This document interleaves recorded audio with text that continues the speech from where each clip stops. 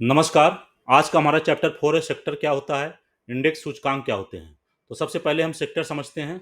Sector को हिंदी बोलते हैं क्षेत्र। एक क्षेत्र की कंपनियां जिसके अंतर्गत आती हैं उनको सेक्टर बोलते हैं। तो जो भी कंपनियां हैं जैसे एग्रीकल्चर एंड कम्युनिटी, ये इसमें जो भी कंपनियां आती हैं वो इसके अंतर्गत आएंगी, सेक्टर एग्रीकल्चर एंड कम्युनिटी। तो एग्रीकल्चर में जैसे कोई भी कृषि संबंधित जो भी कंपनियां आती हैं वो एग्रीकल्चर में आएंगी।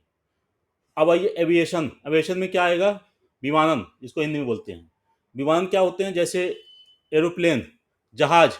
जहाज से संबंधित जो भी कंपनियां हैं, जैसे हवाई जहाज की जो भी है, जैसे आपका जेट एयरवेज हो गया, एयर इंडिया हो गया, एयर इंडिया हो गया, जेट एयरवेज हो गया,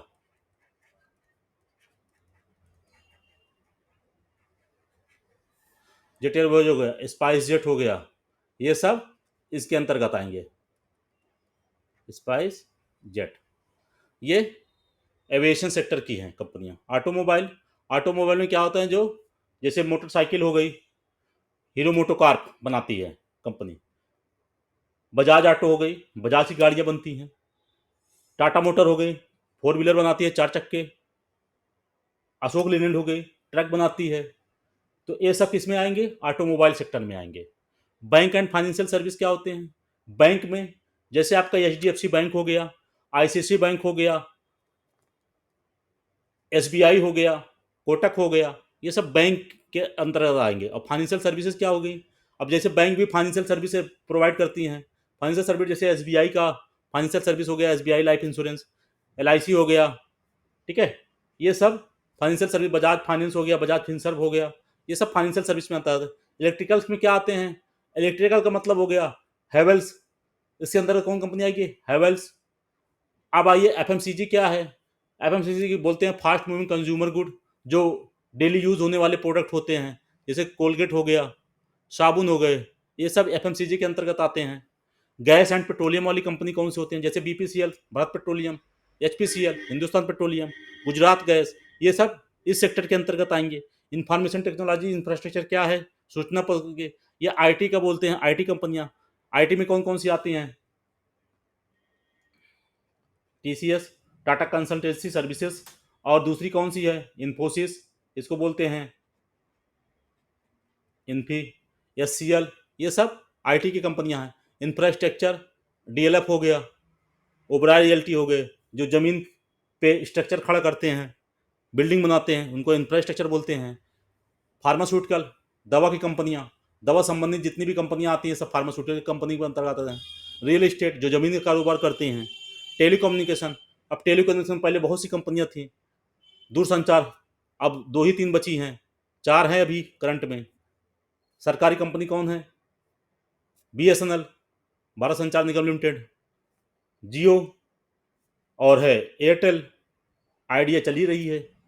अब क्लॉथ, कपड़े का कौन सा वो है सेक्टर? रेमंड आता है।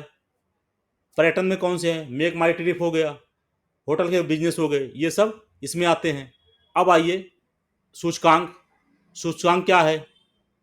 अब इसमें जो भी शेयर चलते हैं, जैसे कृषि का कोई शेयर चल रहा है तो कौन सा सेक्टर देखा जाएगा? जैसे एक शेयर चल रहा है कृषि का, तो हो सकता है दूसरा भी चले, क्योंकि उस पर कोई न्यूज़ आई हुई है। ऐसे हवाई जहाज में, एरोप्लेन में भी कोई न्यूज आई तो एयर इंडिया चल रहा है तो जेट एयरवेज भी चलेगा, स्पाइस जेट भी चलेगा। ऐसे ही सेक्टर में कोई भी शेयर होता है, सेक्टर वाइज हम देखते हैं। ऐसे सूचकांक होता है।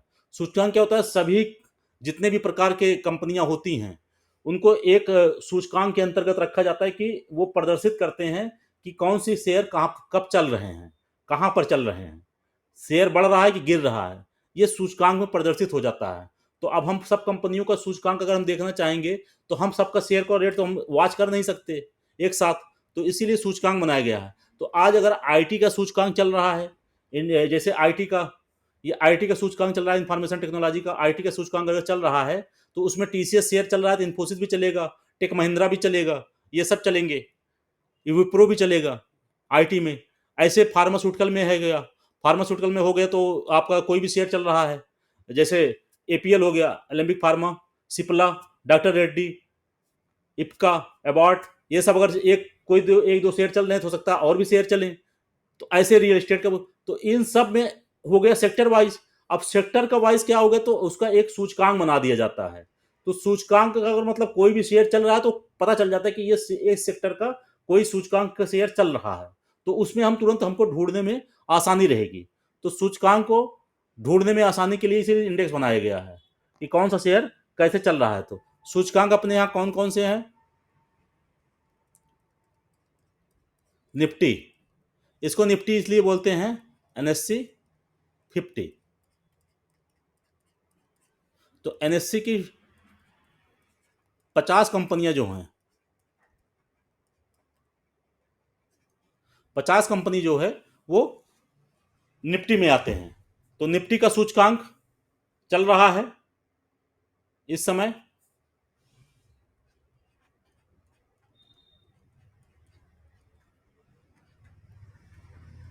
बेस हम पकड़ रहे हैं 22,000। अब 22,000 चल रहा है। अब ये जैसे 1% बढ़ा तो 22,000 का 1% कितना हो गया? 220 पॉइंट। तो मान लीजिए 200 पर 1% अगर शेयर चला इसका निफ्टी का, तो ये हम कहेंगे 1% बढ़ा है तो निफ्टी में 50 शेयर हैं, तो ये सब मिक्स बनता है निफ्टी का। निफ्टी के जितने भी इसमें सेक्टर वाइज शेयर हैं सब में से एक एक शेयर, दो दो शेयर ऐसे उठा लिए हैं। जैसे आईटी में टीसीएस भी है, निफ्टी में इन्फोसिस भी है, विप्रो भी है, ये सब निफ्टी के शेयर हैं। इंफ्रास्ट्रक्चर में है, फार्मास्यूटिकल में सिप्ला है, ये सब निफ्टी में है। टेलीकम्युनिकेशन में एयरटेल है, एयरटेल इसको भारतीय एयरटेल बोलते हैं। तो भारतीय एयरटेल जो है ये निफ्टी में शेयर है। और रिलायंस है पेट्रोलियम में, ये यहाँ पे कौन सा शेयर आता है? रिलायंस। रिलायंस बहुत बड़ी कंपनी है, अब रिलायंस का आता है निफ्टी में। तो ये सब शेयर निफ्टी में रखे गए हैं। तो निफ्टी का 50 शेयरों का एक सूचकांक होता है। 50 शेयर का 50 शेयर का सूचकांक, इसी को हम निफ्टी बोलते हैं। तो मतलब 50 निफ्टी को एनएससी 50, तो 50 शेयर होते हैं। तो निफ्टी हो गया। अब आइए सेंसेक्स। सेंसेक्स कौन सा है? ये बीएससी का है, ये एनएससी का था, ये बीएससी का है। तो बीएससी में कितने शेयर आते हैं? 30 शेयर। 30 शेयर का सूचकांक, 30 शेयर का सूचकांक। अब एनएससी में जो शेयर हैं उसी में से कुछ चुनिंदा शेयर सेंसेक्स में भी रहते हैं, पाए जाते हैं 30 शेयर। तो अब 30 शेयर जैसे इसमें रिलायंस भी है, रिलायंस भी रखा गया है, टीसीएस भी रखा गया है, इन्फोसिस भी रखा गया है। ठीक है, ये सेंसेक्स में भी है और निफ्टी में भी पाया जाता है। तो निफ्टी बढ़ेगा तो सेंसेक्स भी बढ़ेगा। अब जैसे सेंसेक्स में 30 शेयर हैं, निफ्टी में 50 शेयर हैं, तो इन सब का सूचकांक हो गया। अब ऐसे आइए बैंक निफ्टी। अब बैंक निफ्टी का शेयर बना है, इसमें है 12 बैंक। अब 12 बैंक है तो बैंक निफ्टी अगर चल रहा है तो 12 बैंक में कोई भी शेयर चल रहा है तो बैंक निफ्टी बढ़ेगा। तो इसमें इसका बैंक निफ्टी का सूचकांक कितना चल रहा है इस समय? लगभग 47,000। और सेंसेक्स कितना चल रहा है? लगभग 73,000। ठीक है, तो ये इसका रेट चल रहा है सबका। तो ये सूचकांक चल रहा है। तो सूचकांक हो गया बैंक निफ्टी। अब आइए मिड कैप।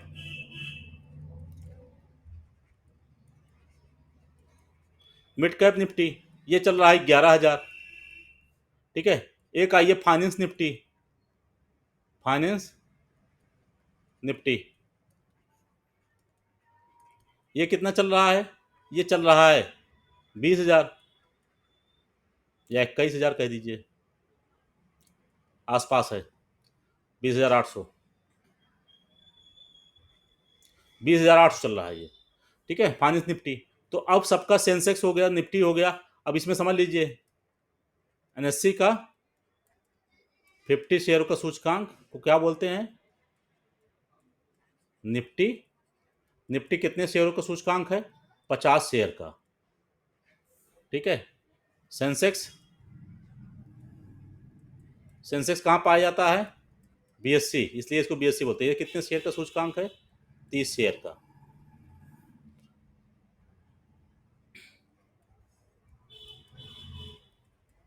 मिड सीपी ये एनएससी में है। ये कितने शेयर का सूचकांक है? 25 शेयर। फाइनेंस निफ्टी कितनी है?